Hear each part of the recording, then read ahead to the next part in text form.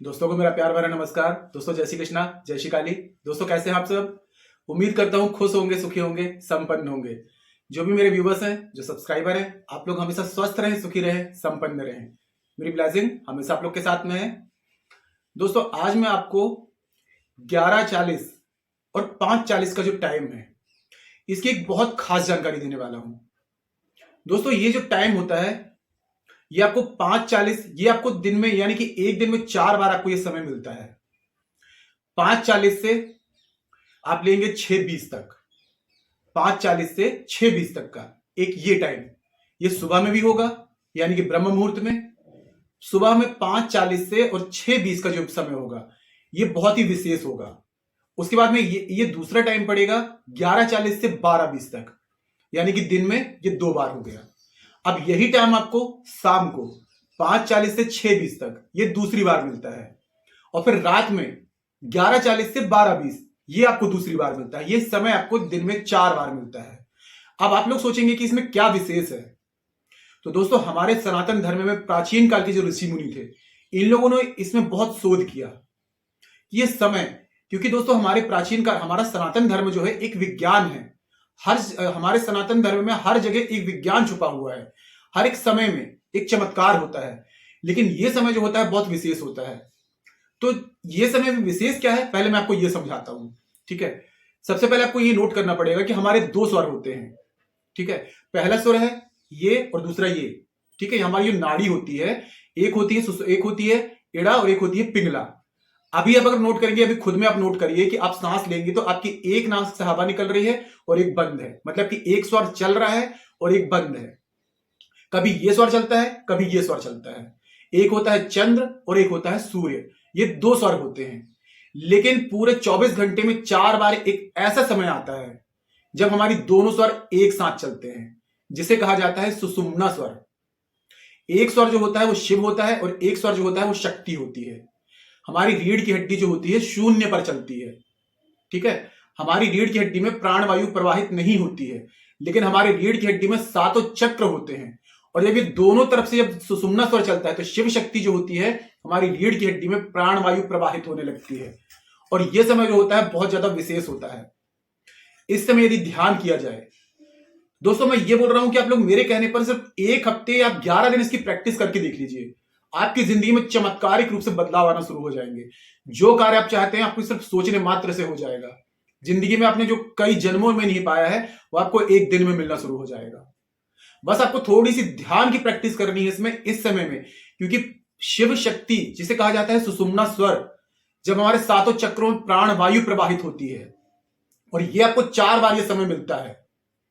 एक दिन में मिल जाता है, सुबह में, आप चाहे तो सुबह में कर लीजिए, और आप 4 टाइम करेंगे तो फिर तो और भी अच्छा है। रात में भी कर सकते हैं, दिन में भी कर सकते हैं, दोपहर में कर सकते हैं, शाम को कर सकते हैं। थोड़ा सा ध्यान करने की जरूरत है। और इस समय अगर आप ध्यान करेंगे तो आपको इतना चमत्कारिक रूप से इसका रिजल्ट मिलेगा कि ध्यान करने की जरूरत नहीं है, खुद ही आपका ध्यान लगने लगेगा। आपकी जो शक्तियां हैं अंदर, हमारी ह्यूमन बॉडी में प्रकृति ने हर जीव को एक दिव्य शक्ति प्रदान की है, 7 चक्रों की कुंडली शक्ति। और जब आप इसको करना शुरू करेंगे तो आध्यात्मिक क्षेत्र में आपको किसी चीज का ज्ञान प्राप्त करने की जरूरत नहीं पड़ेगी। अगर ये शुरू कर दिया आपने तो उसी समय आपको खुद से ही अंदर से ज्ञान की प्राप्ति होने लगेगी। आगे आपको क्या करना है, कोई उपाय करने की जरूरत नहीं पड़ेगी। खुद से ही आपके इंटेंशन अंदर से विचार आएंगे कि मेरे को ये करना चाहिए, मेरे लिए ये सही है। क्योंकि दोस्तों सुषुम्ना स्वर जो होता है ये शिव शक्ति माना गया है। जब आपके दोनों स्वर एक साथ चल रहे हो, अगर आपने 21 दिन कंटिन्यू बिना गैप किए दोनों स्वर अगर आप चेक करेंगे कि सुषुम्ना स्वर चल रहा है, और उस समय अगर आपने अपनी कोई मनोकामना 21 दिन तक कंटिन्यू बोल दी दोनों स्वर चलते हुए, 100% मैं दावा करता हूं दोस्तों कि आपकी मनोकामना पूर्ण हो करेगी, कितनी बड़ी मनोकामना क्यों ना हो। लेकिन आपको गैप नहीं करना है। दोस्तों कलयुग है, ठीक है। प्राचीन काल में क्या होता था, जब सतयुग था, द्वापर युग था, त्रेता युग था, तब करोड़ों वर्षों तक जो है ऋषि मुनि लोग प्रार्थना करते थे, तपस्या करते थे, तब उनको फल की प्राप्ति होती थी। शरीर में पूरे दीमक लग जाते थे, तब भी भगवान प्रकट नहीं होते थे, भगवान के दर्शन नहीं होते थे, वरदान नहीं मिलता था।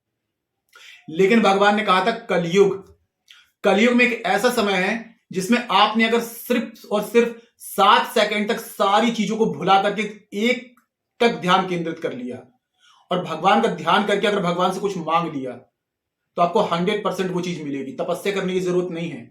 लेकिन वो 7 सेकंड ऐसे होंगे कि वहां पर आपको चारों तरफ का कोई चीज ध्यान नहीं होना चाहिए कि मेरे साथ में ये होने वाला है, मेरे साथ में ये परेशानी लगी है। वो 7 सेकंड आपके सिर्फ भगवान के लिए होंगे। आपको 7 करोड़ वर्ष की तपस्या नहीं करनी पड़ेगी। प्राचीन काल में करोड़ों वर्ष की तपस्या करते थे, तब जाके मनोकामना पूर्ण होती थी। लेकिन कलयुग में तो सिर्फ 7 सेकंड में मनोकामना पूर्ण हो सकती है। लेकिन वो समय ऐसा होना चाहिए, आपका विचार ऐसा होना चाहिए। तो आपको दोस्तों ये 2 टाइम मिलते हैं, 4 टाइम मिलते हैं आपको दिन में।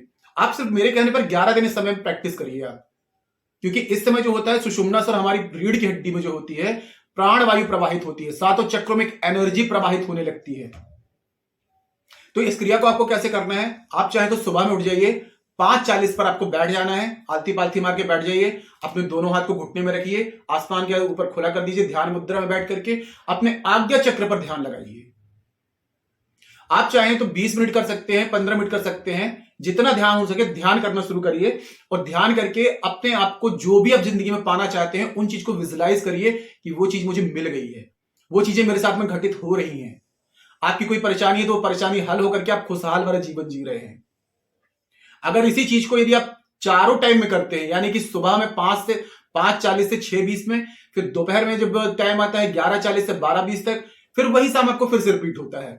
इस समय हमारे प्राचीन काल के ऋषि मुनियों ने बहुत शोध किया है इसमें, और इस समय प्राण वायु प्रवाहित होती है। अगर नहीं हो रही है तो आप थोड़ा ध्यान दीजिए कि आप दोनों हाथ यहां लगाइए और नाक से हवा को बाहर फेंकिए, और फिर देखिए कि आपकी दोनों नाक से प्राण वायु निकल रही है कि नहीं निकल रही है।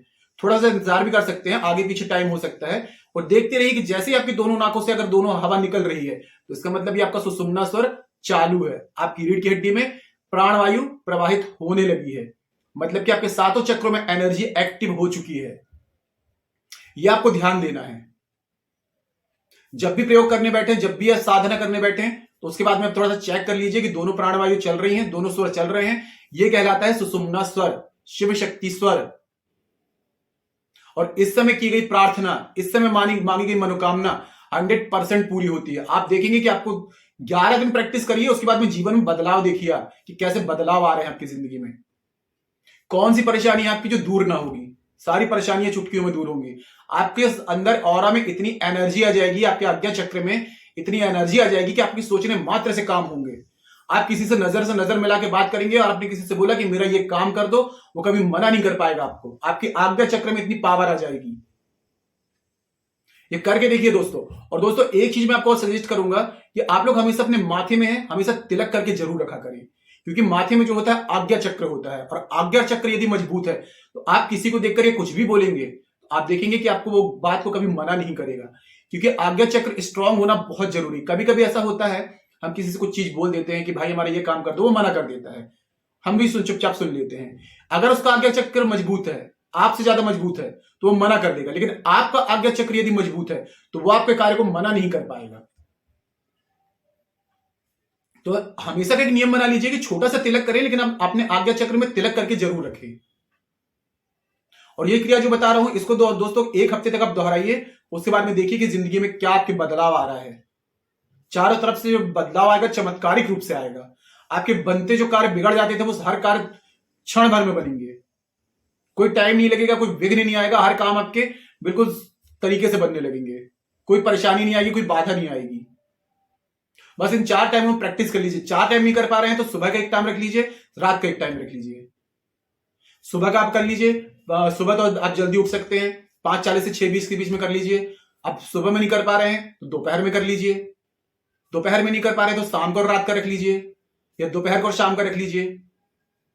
15-20 मिनट प्रैक्टिस करिए दोस्तों, और थोड़ा सा चेक करिए कि आपका सुषुम्ना स्वर चल रहा है। और उस समय अपनी हर मनोकामना को बोलिए कि मेरी मनोकामना पूर्ण हो गई, और उस चीज को विजुलाइज करिए, सोचिए कि हाँ ये मेरी मनोकामना पूर्ण हो गई है। और भगवान को धन्यवाद करिए हमेशा कि मेरी मनोकामना पूर्ण हो गई। या इस तरीके से बोल सकते हैं कि मेरी ये मनोकामना पूर्ण हो रही है, मेरी ये मनोकामना पूर्ण हो गई है। कोई भी मनोकामना है, बड़ी से बड़ी मनोकामना आपकी पूर्ण होगी। ये दोस्तों सनातन धर्म का एक बहुत बड़ा विज्ञान है जो मैं आपको बता रहा हूं। तो आज के लिए इतना ही दोस्तों। अगर जानकारी पसंद आई है तो वीडियो को लाइक कीजिए, शेयर कीजिए। मिलते हैं दोस्तों नेक्स्ट वाली वीडियो में। तब तक के लिए जय श्री कृष्णा, जय श्री काली। आप और आपका परिवार हमेशा स्वस्थ रहे, सुखी रहे, संपन्न रहे।